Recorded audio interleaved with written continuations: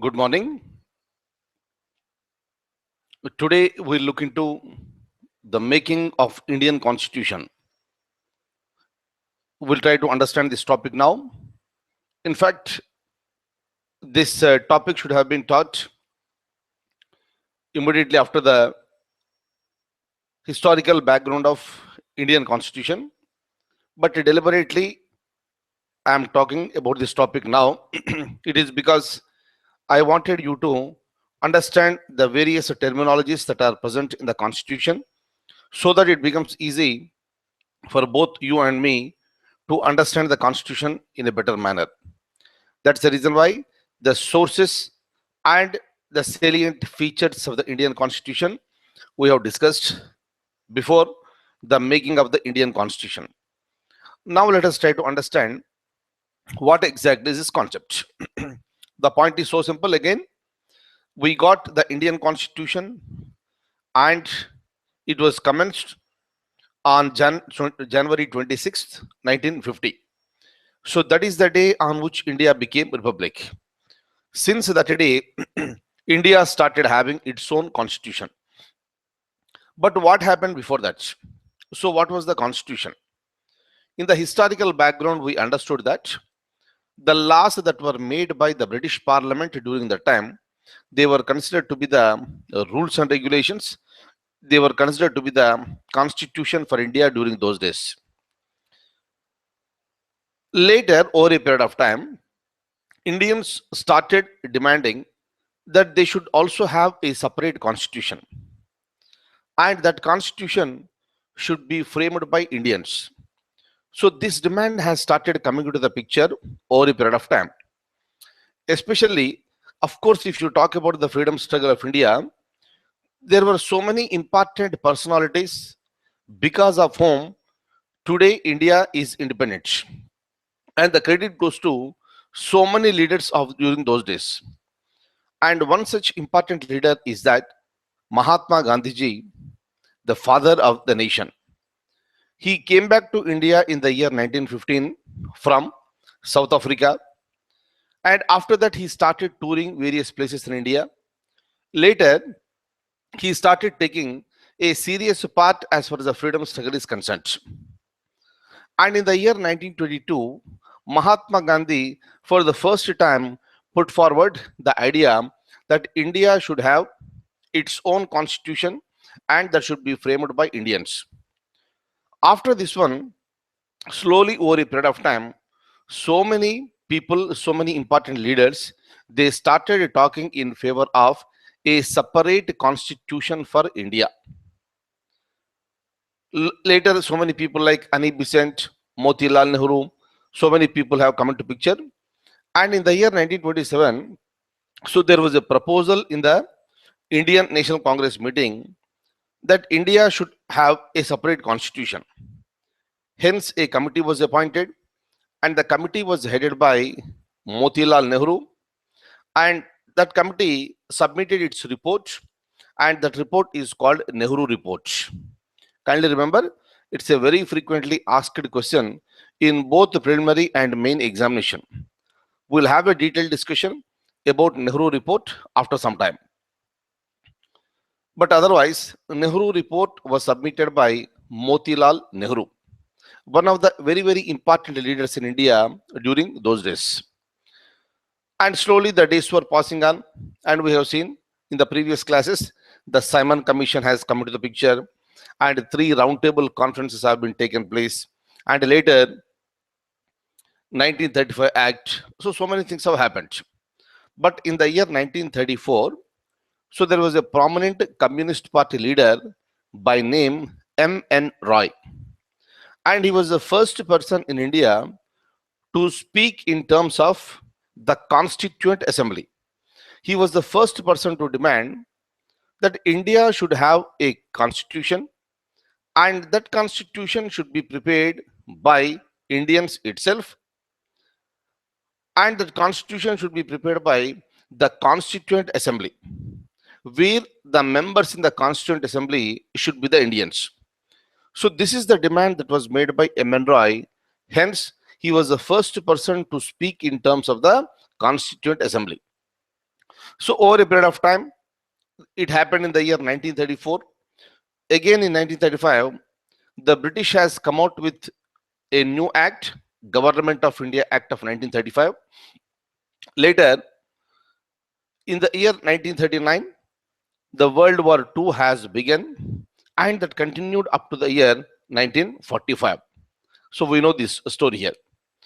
But after the World War has started, British was under pressure, and they desperately wanted India should also take part in the war on behalf of the British. But Indians, especially Mahatma Gandhi ji, took this as an opportunity, and he decided to put the pressure on the British government. First, you provide us the independence, then we'll talk about whether India can take part in the war or not. So, accordingly, in the year 1940, August offer has come into the picture. I'll tell you the story now. I'll show you the points. And that was a failure. Later in the year 1942, another proposal has come to India in the form of a Cripps proposal. And Cripps proposal is a proposal, it said that first India should take part in the war, and once the war is over, then later whether the constitution can be prepared separately or not will be decided, provided if two major parties in India will accept for that. Two major parties in the sense, one is Indian National Congress and second one was the Muslim League. Muslim League was established in the year 1906 and Indian National Congress was in the year 1885. So, but already what happened? So, because the British has started utilizing the principles of divide and rule, so there was a division in the society on the name of Hindus and Muslims. That's the reason why in the year 1940, the Muslim League has started demanding for the partition of the nation. Anyway, the independence has to be given, if not today, at least after a few years. So during that time, they started demanding that partition of this India. Hence, in the year 1942, when the Cripps proposal has come to India, it was a failure because the two major political parties did not accept. Muslim League did not accept this because it wanted to partition the nation and it wanted a separate nation called Pakistan has to be created. And the days were going on, and immediately after the failure of the Cripps proposal, Mahatma Gandhi has launched Quit India movement. So with lots of support all over India, the movement has been launched, but the movement was suppressed very brutally by the British, and almost all important Indian leaders were arrested and they were thrown behind the bars. Obviously, if the leaders are not there, so there will be a slowdown as far as the movement is concerned. The same thing was happened. So many leaders were kept behind the bars for quite a long period of time, and after a few days, after a few months rather, Mahatma Gandhi was released on his health grounds.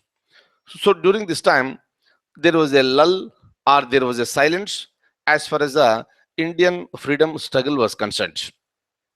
And we reached the year 1945. In the year 1945, the war was going on, World War II, and it was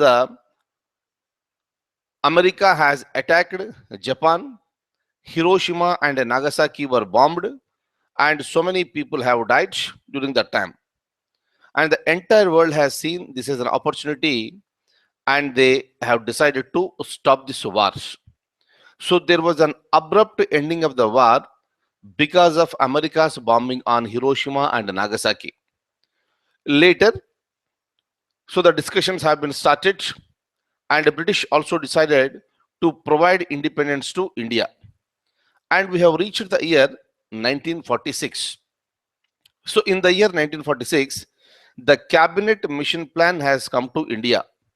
Cabinet Mission Plan is nothing but, in this group, there are three cabinet ministers. of England, and these three cabinet ministers, they came out with a proposal, and that cabinet mission plan recommended for establishment of the Constituent Assembly, which will consist of all the Indians only. So the proposal has come into the picture. Immediately it was accepted. Immediately it was accepted. But Muslim League, they have rejected this proposal. But Muslim League has demanded that let there be another constituent assembly for Pakistan. You are going to create or establish one constituent assembly for India, then what about Pakistan? Meaning they have decided, Muslim League party has decided that, so this is an opportunity to put more pressure on the British government so that their demand will be fulfilled. But kindly remember, in the initial days, the British government, neither the British government nor the cabinet mission plan have accepted for the proposal of establishment of the separate constituent assembly for Pakistan. Meaning, in the beginning, partition of the nation was rejected even by the cabinet mission plan. And accordingly, in the year 1946, Constituent Assembly was established, and in that Constituent Assembly, some members have come into the picture, and these members are both nominated and also indirectly elected. I'll show you all the points now. But the most important point for me is that the Constituent Assembly was created, and in that one, it consists of the members who are elected both indirectly and also the members who are nominated. They started functioning, and on December 9th, 1946, the Constituent Assembly met for the first time. On that particular day, Dr. Sachidananda Sinha was elected as the president. He was elected as the interim president of the Constituent Assembly. Kindly remember, when I use the word interim, it is nothing but a temporary. Temporarily, Dr. Sachidananda Sinha, the senior most person in the Constituent Assembly, was chosen to be the president of Constituent Assembly. Kindly remember, I am using a term called president. Kindly remember, I am repeating, I am using the word president. Dr. Sachidananda Sinha was the interim president for the Constituent Assembly only, not for the India. In India, there was no concept called or office called president during that time. For the first time, we created an office of the president in the year 1950, and that came into the picture on January 26th. Till that time, there was no president of India. Kindly remember this. And on this December 9th, 1946, Dr. Sachidananda Sinha was chosen as the interim president of the Constituent Assembly.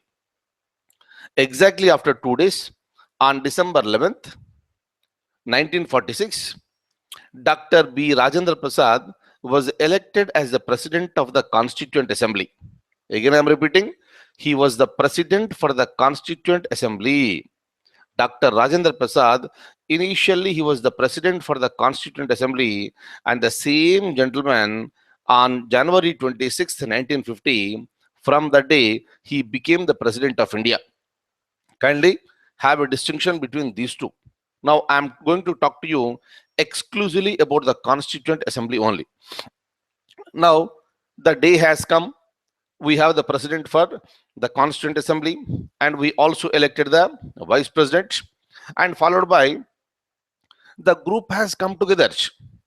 And kindly remember, when the meeting took place for the first time, the Muslim League members who are present in the Constituent Assembly, they did not attend. They did not attend the Constituent Assembly during those days. Similarly, the nominated members also did not attend the Constituent Assembly. But even then, the Constituent Assembly started functioning, and it is going ahead. On December 13th, 2000, I'm sorry, on December 13th, 1946, Jawaharlal Nehru has made objectives resolution. What do you mean by objectives resolution? Objective is nothing but a goal. So some people are sitting together in the Constituent Assembly, and what is the purpose why we sat together? So during that time, so he came out with certain proposals. They are called objectives resolution. Starting from December 13th, 1946, for a period of more than 1 month, this objectives resolution was discussed on the floor of the Constituent Assembly, and on January 22nd, 1947, the objective resolution was adopted by the Constituent Assembly, meaning the Constituent Assembly is clear that what we are going to do. So we are going to make or frame the constitution for India, but what type of constitution India should have?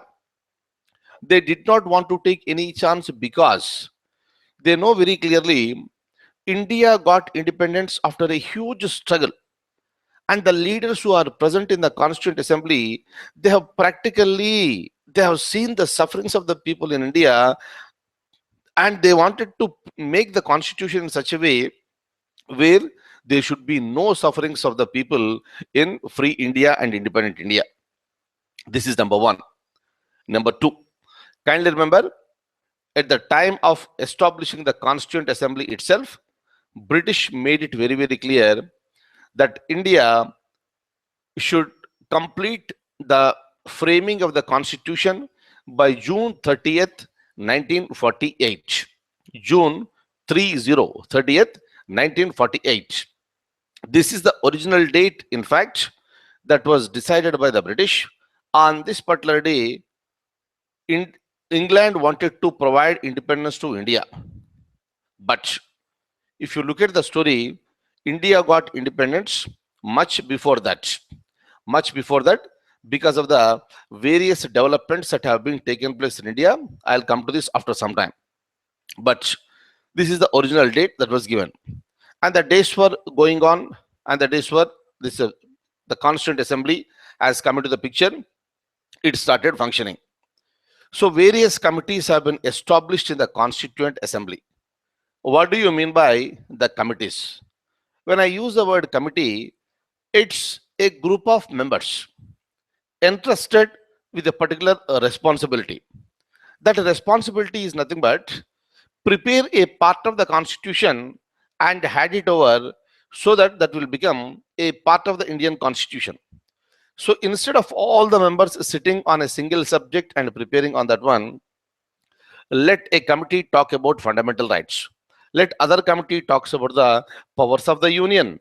Let other committee talks about the powers of the states. Let other committee talks about the directive principles of the state policy. Altogether, 22 committees were established, and these committees have started functioning. Later, drafting committee was established, and it was headed by Dr. B.R. Ambedkar. Dr. B.R. Ambedkar, the father of the Indian Constitution, he was heading the drafting committee, and the function of this drafting committee is to take the reports from various other committees, read them, and integrate them into a single document called the Constitution. And this job was done by Dr. B.R. Ambedkar very, very successfully. And the beauty of Dr. Ambedkar is that his style of working. So he invited the suggestions from the people. He invited the suggestions from the press. It seems that he used to receive so many letters every day, and for each and every letter, so he used to give reply also. That is the beauty of working of the Dr. B.R. Ambedkar. And finally, the first reading has been taken place, second reading has been taken place, third reading has been taken place, and finally, on November 26th, 1949, the Constitution of India was adopted. And the same Constitution came into force on January 26th, 1950. But Very few provisions of the Indian Constitution came into force on November 26th, 1949, but the rest of the Constitution came into force on January 26th, 1950. What are these areas? Everything I'll show it to you. In the beginning, I'm just giving you a brief now. Otherwise, I'll show you each and every bunch. So, when it comes to the Constituent Assembly, the last working day was January 24th, 1950. And on that particular day, that day was also the last day for the Governor General of India. We have seen already through the Indian Independence Act of 1947, the office of Viceroy has been, the designation has been changed to the Governor General of India. And the first Governor General was Lord Mountbatten. And very soon he was replaced by C. Rajagopalachari, one of the very, very important persons in India. C. Rajagopalachari, and he continued as the Governor General of India up to January 24th, 1950. And it was the last working day. On that particular day, Dr. Rajendra Prasad was elected as the President of India, and that came into effect from January 26th, 1950, meaning India became republic on Jan 26th, 1950. So this is one story. How he got elected, I'll tell you the story after some time when I come to this topic now. But otherwise, if you go back to the 1947, I'm just going back. The Muslim League started demanding for the separate nation. Excuse me.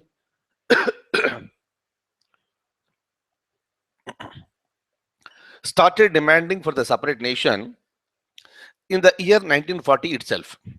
And as the days were going on, it has intensified its movement, especially in the year 1946, when the Cabinet Mission Plan has announced for establishment of the Constituent Assembly of India. The Muslim League thought that this is the high time we need to put a great pressure on the British government.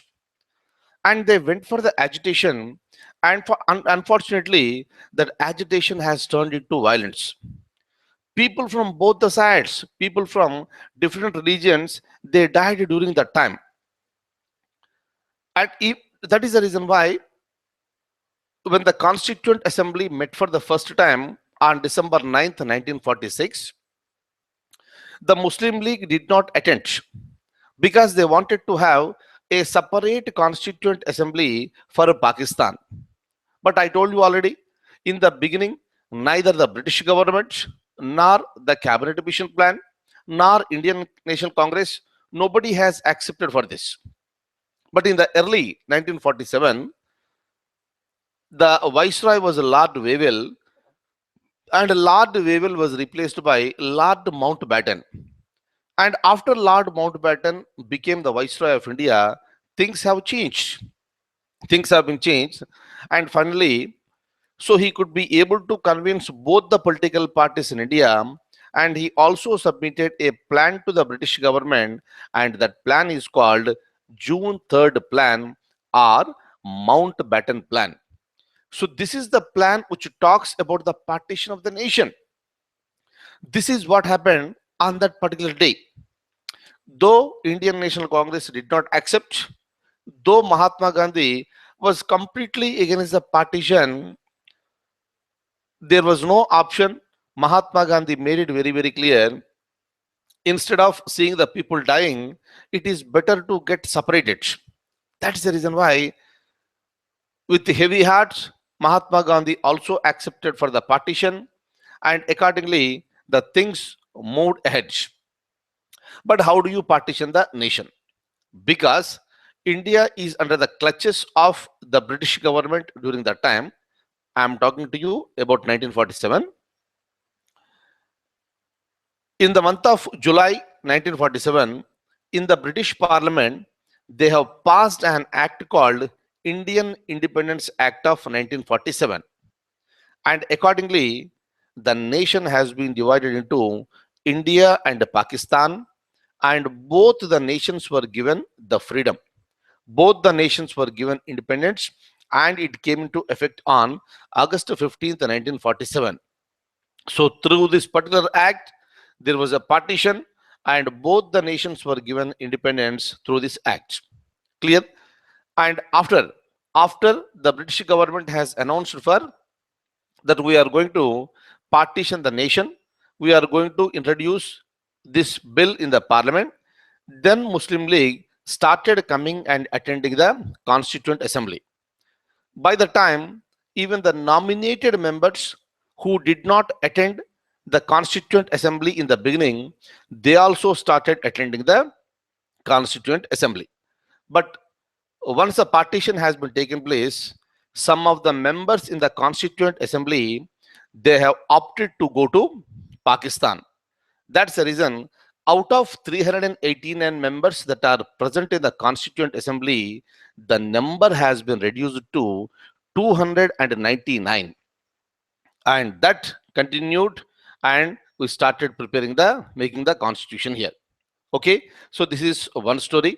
And so the days have gone, and finally we have reached the January 26th, 1950. And on that particular day, the constitution came into force, and we got the president who is elected for the first time. And that is the reason why that particular day is celebrated as a Republic Day. Kindly remember, Republic means India is Republic because the head of the nation, that is the President of India, is elected. Okay, now let me tell you one more point. Then I will show you the document. I'll try to explain the points regarding this. When the Constituent Assembly adopted the constitution, on November 26th, 1949, why it was not put into force on the same day? Deliberately, the date has been extended, the date has been postponed to January 26th, 1950. It was deliberate postponement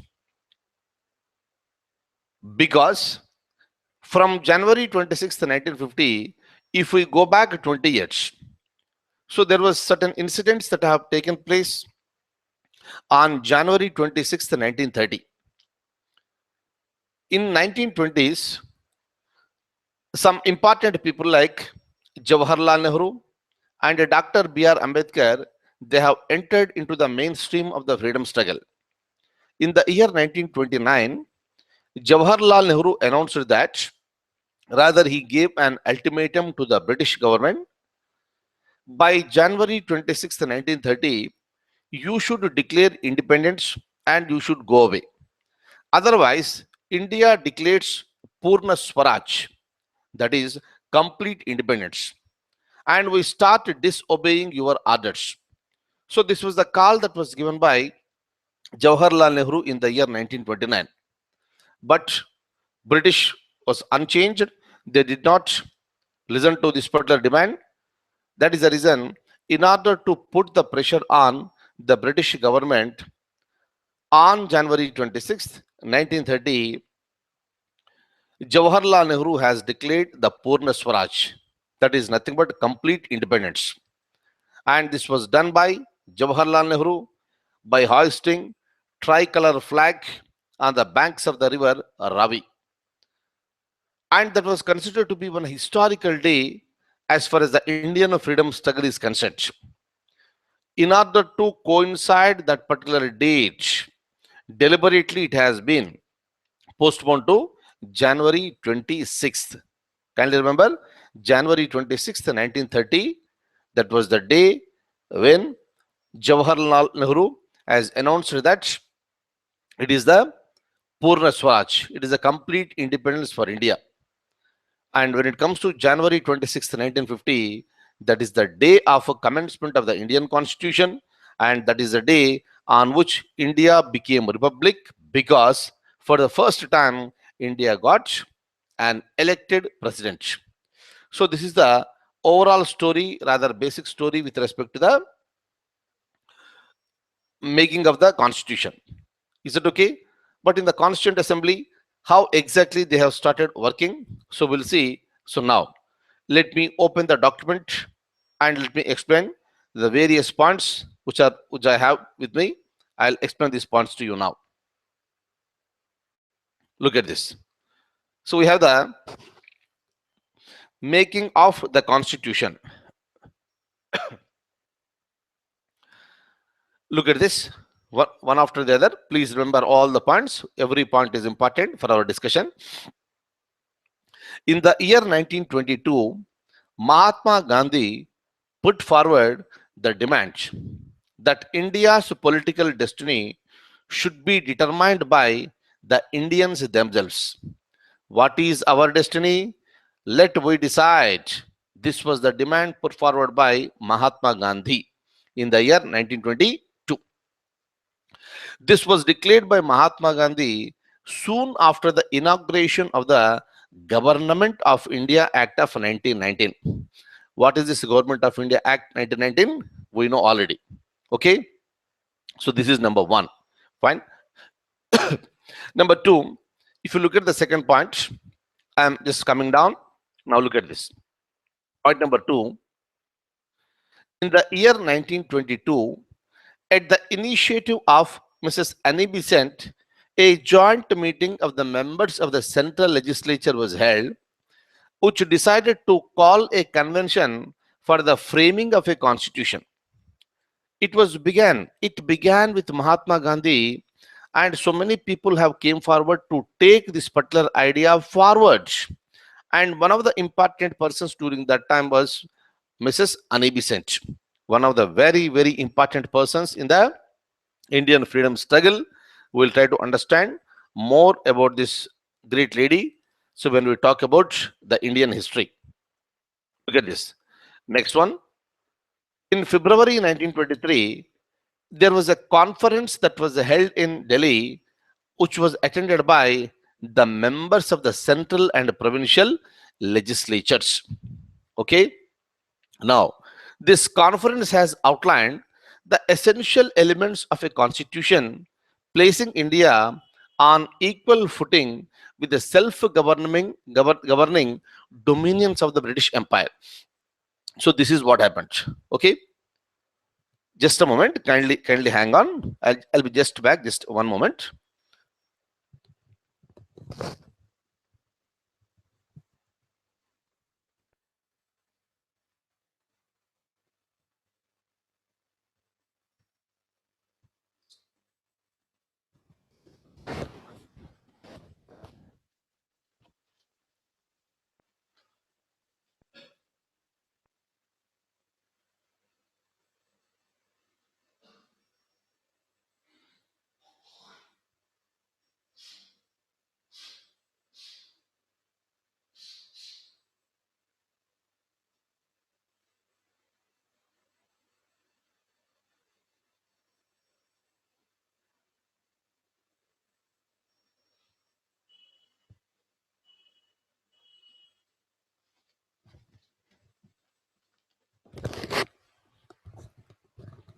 Yeah, I'm back now. Now, so look at this. Let me remove this. Just a moment. Yeah. So now let's see here. So one important point is that in reality, it was initiated by the Mahatma Gandhi ji. Later, so many people have come into the picture, and it was meaning the various categories of people in their capacities. They started talking in terms of the having a separate constitution for India. Hence, there were so many proposals, there were so many conventions that have come into the picture. Now, let me open the document once again. Now look at this. So under the presidency of Sir Tej Bahadur Sapru, a national convention was held. Another important leader during that time. Next, the National Convention has drafted the Commonwealth of India Bill. Kindly remember, Everything is happening without the consent of the British government. But this is a mechanism. This is a mechanism how you can put the pressure on the British. I'm sorry, the British government. So this draft was submitted to all party conference held in Delhi in January 1925, and that was presided by Mahatma Gandhi. Look at this. It was signed by the leaders of 43 various political parties, and it was sent to the Labour Party. Labour Party. So this particular they have sent them this proposal, that is nothing but the bill, to the Labour Party. Look at this. When it comes to this bill, the bill was introduced in the lower house, but the bill was lapsed because of the defeat of the Labour Party. Meaning there was an attempt and it was introduced even in the lower house of the so-called the British government. And kindly just look at this one point. This is important for me. The lower house in India is called Lok Sabha, but the lower house in UK Parliament is called House of Commons. Just remember this point. Okay. Now, next, I'm scrolling it up again. On May 17th, 1927, at Bombay session, Motilal Nehru moved a resolution calling upon the Congress Working Committee to frame a constitution for India. So after some time, meaning in the year 1927, Motilal Nehru, so again he moved a resolution requesting the Congress Working Committee to frame a constitution for India. Very next year, look at this, very next year, on May 19th, 1928, at all party conference that was organized in Bombay, and that conference appointed a committee, and the chairman of that committee was Motilal Nehru. And the purpose is to determine the principles of the Constitution of India. So this happened in the year 1928. Can you remember? The proposal was moved by Motilal Nehru in 1927. It was accepted by various parties were present. That is called All Party Conference in the year 1928.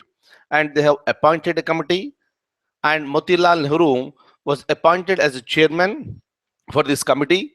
And the basic purpose is to determine the principles of the Constitution of India. Next one, this committee has submitted the report in the same year, and this report was called Nehru Report. Kindly remember, very, very, very, very important. What is Nehru Report? Look at this. Nehru Report is a report submitted by Motilal Nehru, and this deals with the determining the principles of the Constitution of India, and it was appointed by All Party Conference. Okay, next. So this was the first attempt by Indians to frame a full-fledged constitution. So very serious talk has come into the picture. So there's a full-fledged constitution here. And what is the content of the Nehru Report? Kindly go through these points very fastly. This report has asserted the principle of sovereignty. What is the meaning of sovereign? Sovereign is nothing but it is a complete independence, and there will be no external and internal pressure on the government. That is the meaning of the sovereignty. Number two, parliamentary system with the government responsible to the parliament. We know what is the meaning. And it laid down a set of fundamental rights. The concept of fundamental rights was not new. It did not come in the year 1950, but we started talking about this even during the Nehru Report. And this report also talking about the providing federal system in India. Hopefully, you can understand each and every point here because you know the meanings of majority of the words. Next one, maximum autonomy to the provinces, residuary powers with the central government. You know what is the meaning of this. Whatever we have spoken, we are coming across with these words. That's the reason deliberately I finished other topics first before the making of the constitution so that it becomes easy for you to understand. Next one, joint electorates for election to the federal, lower house, and the provincial legislatures. And at the same time, the report also talking about the reservation of the seats for minorities with a limited period. Clear? So there should be a reservation, not permanently, only for limited period, only to allow them to join the mainstream. That will happen over a period of time. Now, I'm still going further. Let's have a look at these points. Look at this. In the year 1927, Simon Commission was appointed without any Indians represented on it. We have seen this point while talking about the historical background of the Indian Constitution. We have discussed this. All party meeting that was held in Allahabad opinion that it was a deliberate insult to the people of India. So this is the expression that was made by Indians, and we thought that it is an insult to the people of India. After the third roundtable conference, the white paper issued outlined the British government's proposal for constitutional reforms in India. Kindly remember, when I am talking to you about the 1919 Act, so I use the word the Constitution. So that was one of the major acts that was present in India. And in order to look into the functioning of the 1919 Act, the Simon Commission was appointed. And the roundtable conferences were held to discuss about the Simon Commission report. And after the three roundtable conferences, the British government announced that there is a necessity for the constitutional reforms, meaning they wanted to make certain changes in the existing laws in India. But Indians have denied it. Indians did not accept. Indians were sticking to having a separate constitution for India, and that should be made by the Indians. Otherwise, while preparing 1919 Act, Indians were not there. Even in the Simon Commission, Indians were not there. And after the three roundtable conferences, they have announced that we are going for the constitutional reforms in India. That is the reason why Indians did not accept anything here except having a separate constitution for India. But even then, the British government went ahead and it made 1935 Government of India Act. Right? Now I'll show you the document. Look at this. Look at this.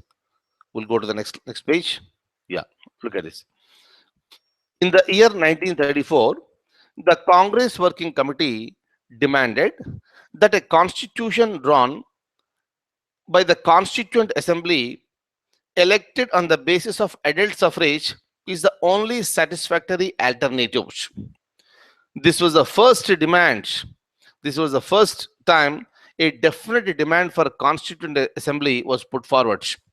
Next one, M.N. Roy, the pioneer of the communist movement, in the year 1934, he put forward the idea of the Constituent Assembly for India for the first time. Hence, M.N. Roy is important. Next, look at this. Next point. A failure of the Statutory Commission and Statutory Commission. What is the Statutory Commission? Simon Commission. The failure of the Statutory Commission and the roundtable conferences led to the enactment of another act called Government of India Act of 1935. And this is basically meant for satisfying the Indian aspirations and emphasizes the demand for the constitution made by the people of India without outside interference. That's the reasons here, especially when it comes to the Government of India Act of 1935. I told you already, we have taken so many areas from Government of India Act 1935. We know what is the meaning of this. But the British made this particular act in such a way where the people in India will not demand for a separate constitution. Otherwise, there was a strong demand, strong desire for India to have its own constitution. In order to suppress this demand, the British came out with a new act called Government of India Act. Is that okay? So that they were expecting the demands in India for separate constitution will be reduced. That is the basic idea. Now, look at this next one. In the year 1935, the Indian National Congress, for the first time, officially demanded for the Constituent Assembly. Slowly, it is gaining strength. Slowly, it is gaining strength, and the demand is being increased from various corners in the country. Look at this.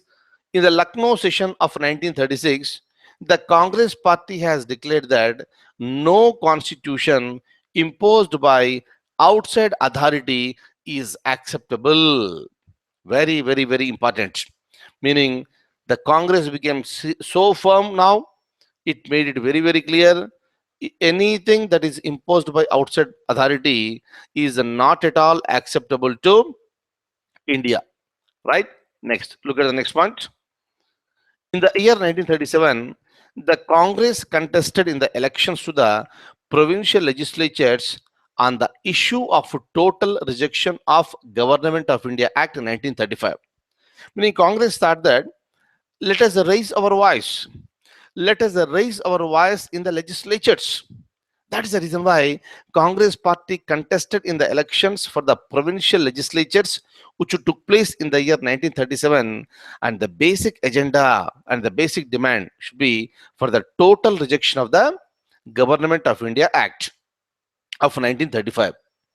Following the decisive victory by the Congress, it asserted as the approval for the demand for the Constituent Assembly by the people. Right? So it was a great victory for the Congress party, and the Congress party asserted that this victory is nothing but the people have approved, and the demand for Constituent Assembly is coming from the people of India. Now, in 1938, Jawaharlal Nehru formulated his demand for a Constituent Assembly, and immediately after that, we have coming across with the World War number 2. Look at this. In the year 1939, after the outbreak of World War II, the same demand was reiterated by the Working Committee of the Congress. Now let's try to see what happened during this time. Again, look at this. The father of the nation, Bapuji, Mahatma Gandhi wrote an article entitled The Only Way. Right? He wrote this one in his magazine Harijan. In 1939, he wrote it, in which Mahatma Gandhi expressed the view that a Constituent Assembly alone can produce a constitution indigenous to the country and truly and fully representing the will of the people. Whatever you make in the British Parliament, that is not at all acceptable to us. So hence, it should be developed only by the Constituent Assembly, and that should be indigenous to the country and truly and fully representing the will of the people.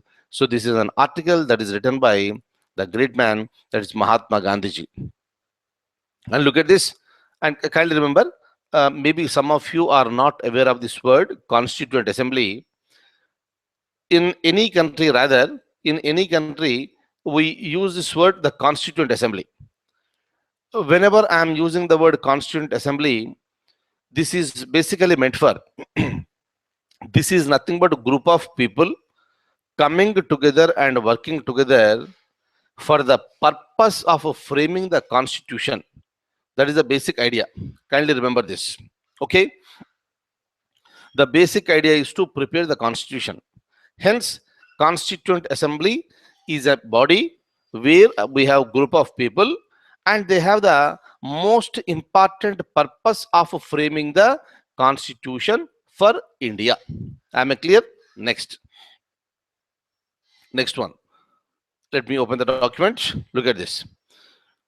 The demand for the Constituent Assembly was for the first time and authoritatively considered by the British government in the year 1940. It was accepted by the British government for the first time in the year 1940 through August offer. Why it accepted? Why it was accepted by the British government? Can you imagine? 1940 is the year the Second World War that is going on. British was under tremendous pressure. It desperately needs the participation of India in the war on, on the side of the British government.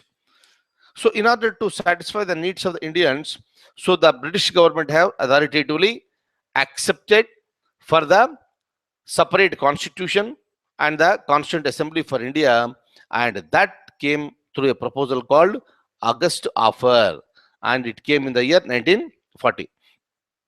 Kindly remember here, the sequence is important. I use the term chronology. The chronology is important for us here. 1939, World War II has been started. 1940, August Offer. 1942, Cripps Mission. 1942, Quit India Movement. Kindly remember this sequence here. Later, 1945, end of the World War II. 1946, the Cabinet Mission Plan has come to India. Is it okay? And that Cabinet Mission Plan recommended for the establishment of the Constituent Assembly. In the examination, you need to write these points in the same sequence. Don't change in the examination. And of course, even the preliminary examination also, they are giving all these points here. Like they will give you Cripps Mission, August Offer, Quit India Movement, Cabinet Mission Plan, something they will give you. They will jumble it and they will put in front of us. And we need to put them in a chronology, in a sequence.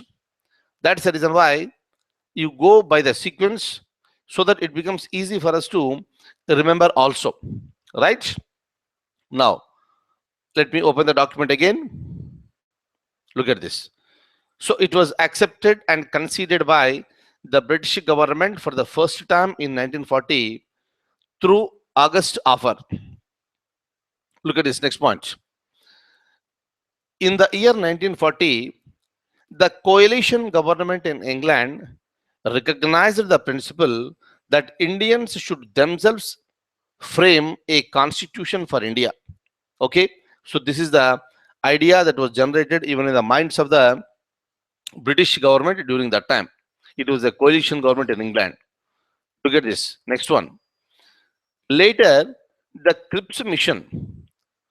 Cripps, his full name was Sir Stafford Cripps, who was a member of the British cabinet, meaning he was a cabinet minister there. In the month of March 1942, he came to India with a proposal of framing of independent constitution for India to be adopted after World War II. Clear, in the brackets I have given 1939 to 1945. This is the World War period. Kindly remember this. But of course, at the time, Stafford Cripps does not know that it is going to be completed by 45. Clear? It is not the story, but I gave 45 only to make it one more time clearer to you. This is the World War II period. But otherwise, the Cripps proposal is nothing but framing an independent constitution for India that can be adopted after the World War II. Provided, again they put a condition, I told you this, provided that the two major political parties in India must accept. And what are these political parties? One is the Indian National Congress and second one is the Muslim League. If they come to an agreement, then we can go ahead and we can have an independent constitution of India. This was the proposal that was given by Sir Stafford Cripps. Just remember this. Next, the proposal is that the Constitution of India was to be framed by an elected Constituent Assembly of the Indian people. Number one. Next, go to next line. The Indian people. Next one. The Constitution should give India a dominion status. That is, equal partnership of the British Commonwealth nations. Clear? This is another important point. They are not talking in terms of the complete independence, but will be given the dominion status. When I use the word dominion status, kindly look at this sentence which I have highlighted here. That is nothing but equal partnership of the British Commonwealth of Nations.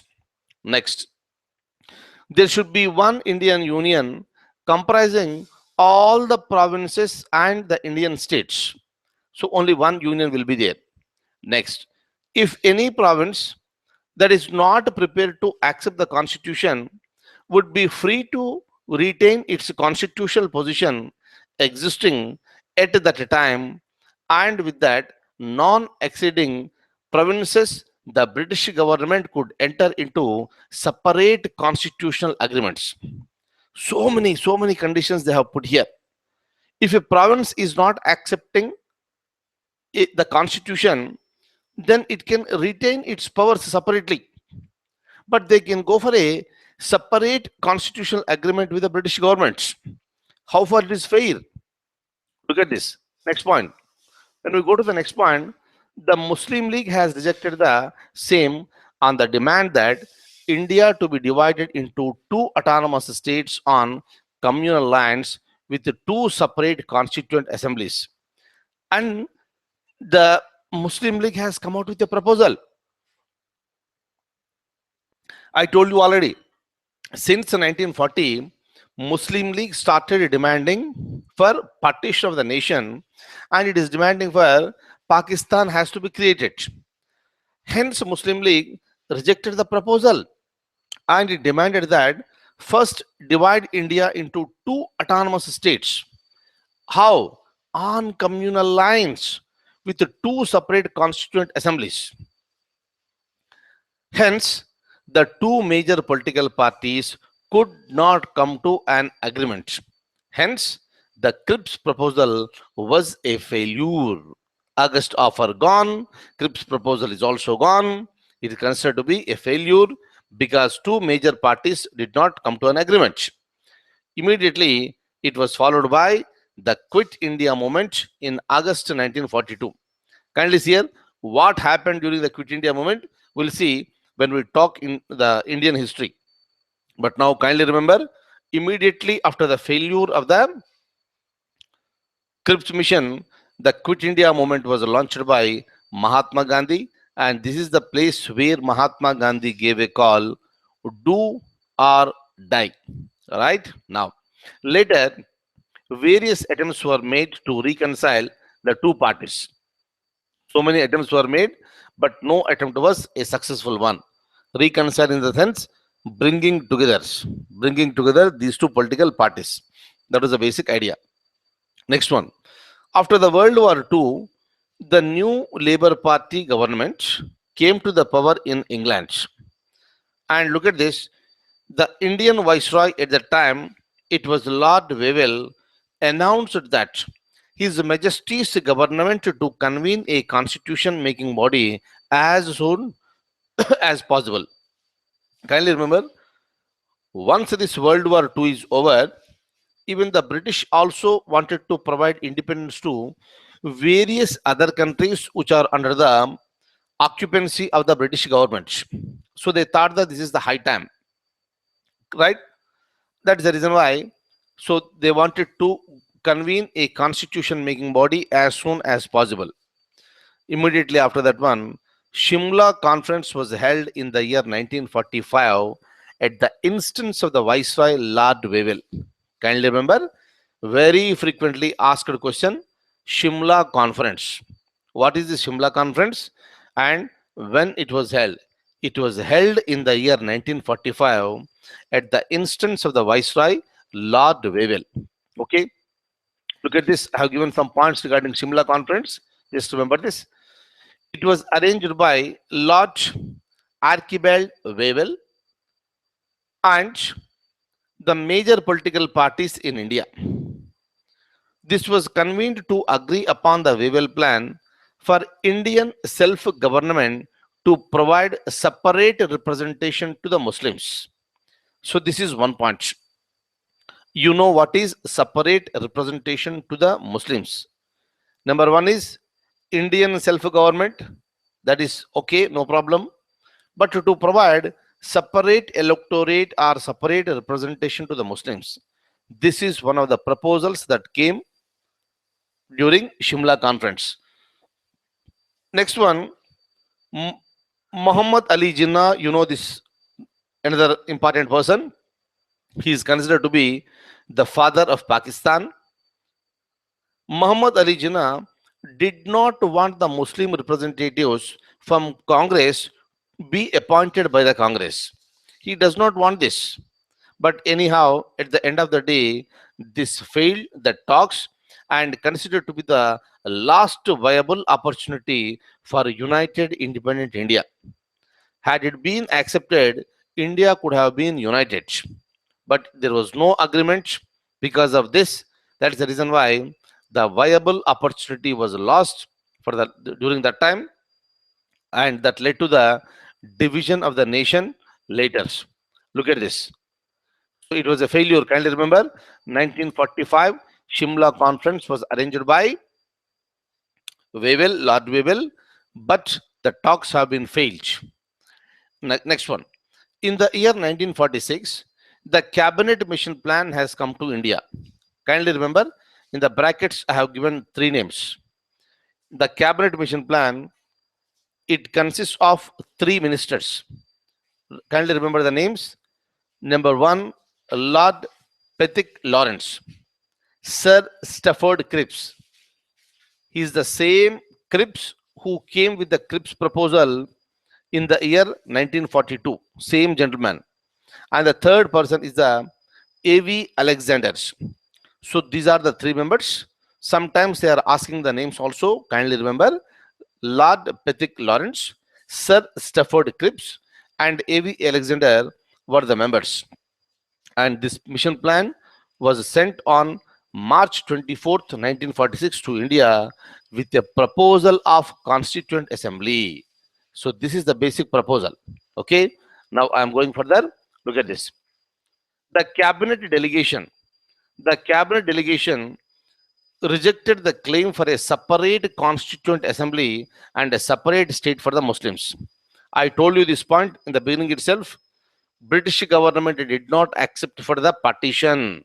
Cabinet mission plan also did not accept for the partition. Okay, but it is a strong demand that was made by Muslim League. Look at this. The Constituent Assembly was constituted in November 1946 with 389 members. Okay, the total strength was 389. Out of that, 296 from British India and the remaining 93 were nominated from the princely states. Kindly remember this. Total 389. Out of that, 296 plus 93. Look at this. Out of this 296, 292 were drawn from the 11 governor provinces and 4 from the chief commissioner provinces. Delhi, Ajmer, Merwara, Kurk, and British Balochistan. So these are the 4 areas that are considered to be the chief commissioner provinces. And the remaining are they have come under governor provinces. Okay. Now look at this next point. One seat was allocated to every million population. No issues here. But look at this. From the British provinces, seats were allocated. The allocation of seat was decided among Muslims, Sikhs, and other than Muslims and Sikhs in proportion to the population. Look at this next one. It was a direct election from the British provinces, meaning provincial legislative assemblies, being the only lower house, and a nomination by the heads of the princely states for the princely states. Look at this, very important. When it comes to these members, where from they have come, the members in the Constituent Assembly have come from the, they are both elected. They are elected indirectly, and remaining members are nominated. Very important one. They are both elected indirectly and also the nominated. Look at this next one. The representatives of each community were to be elected by the members of that community in the provincial legislative assembly, and the voting was to be by the method of the proportional representation by means of a single transferable oath. Kindly remember this: proportional representation by means of a single transferable oath. What is this mechanism? I will explain you when we talk about the President of India. But otherwise, kindly remember, the members got elected indirectly, meaning these 296, and the remaining 93 are nominated. And elections to the 296 seats was held in July, August 1946. Right? Things were happening very fastly. Look at the next point. Out of 296, the Congress won 208, including all general seats except 9, and Muslim League got 73. Others and independent members 15. Princely states initially decided to stay away from the Constituent Assembly. We know this point. It is just for our information. You need not worry too much about this. Congress 208, Muslim League 73, Unionists, United Muslims. Just have a look at this. I'm just scrolling it down. Okay. Now, let me show you one question here. It was asked in 1993, which of the following statements regarding the Constituent Assembly are true? Look at this. It was not based on adult franchise. Number 2, it resulted from the direct election. I told you this is not the question of direct election. Okay, it was a multi-party body, and when it comes to this number 4, it worked through several committees. And if you look at this 1, 2, 3, 4, number 1 and number 4 are the correct answers here. Hence, option C should be the answer. Okay. Now, if you go further here, we have another question. You can just have a look at this. The members of the Constituent Assembly which drafted the Constitution of India were clear. Look at this: nominated by the British Parliament, nominated by the Governor General, elected by the legislative assemblies of various provinces, or elected by the National Congress and Muslim League. Kindly remember option C. Very, very, very important. Just to remember one point. Let me come back to you on the screen. Let me tell you here one point. In the Constituent Assembly, we have 389 members. Out of that, 296 members are elected and the remaining 93 are nominated. Where from the 296 members have come into the picture? That is the point. They got elected from 11 governor provinces and 4 chief commissioners provinces. How the election has been taken place? In the year 1945-46, the provincial legislative assembly has been taken place. Province means states, I told you. So this election has been taken place, and in each provincial legislature, the members got elected. But in order to elect the members in the Constituent Assembly, if you involve the people, it will take a lot of time. That's the reason they have decided that since we have the elected members in the provincial legislatures, let these members from within elect their representatives and they will become the members of the Constituent Assembly. Meaning, some of the members in these 11 provincial legislatures and from the chief commissioners provinces, they have become the members of the Constituent Assembly, and that number is 296. Hence, these 296 members are indirectly elected. They are not directly elected. Hopefully, I am clear. Kindly make it very, very clear. They have asked in the examination, is it a direct election or indirect? Answer is indirect. And the remaining 93, they are nominated from the princely states. Am I clear? Next one. Let me show you the document once again. Hopefully this is clear. That is the reason why, if you look at this, the members of the Constituent Assembly which drafted the Constitution of India were elected by the legislative assemblies of various provinces. Hence, it is not direct election, it is an indirect election. Okay, right? So now, just remember this point. When we come to this one, I'll have a discussion with this. Now, I'm coming back onto the document here. Here, this is the part one of our making of the Constitution, and the remaining area will try to complete it tomorrow itself. But whatever I told you, just revise. Each and every point is important. Every topic in every subject is important for the examination point of view. There is nothing like, so this is the important topic and others are not important. No way, please. If you want to be really successful, you have to go through each and every topic thoroughly.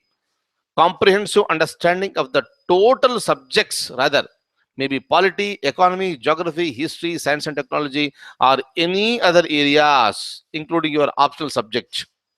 You have to be very, very, very thorough. Then only that will pave the way for the great success. Okay. So thank you so much for being with me this morning. We'll meet again tomorrow morning for Indian polity class. But otherwise, in the evening at 9 o'clock, we'll be meeting for current affairs session. Thank you so much. Have a very, very great day. Thank you.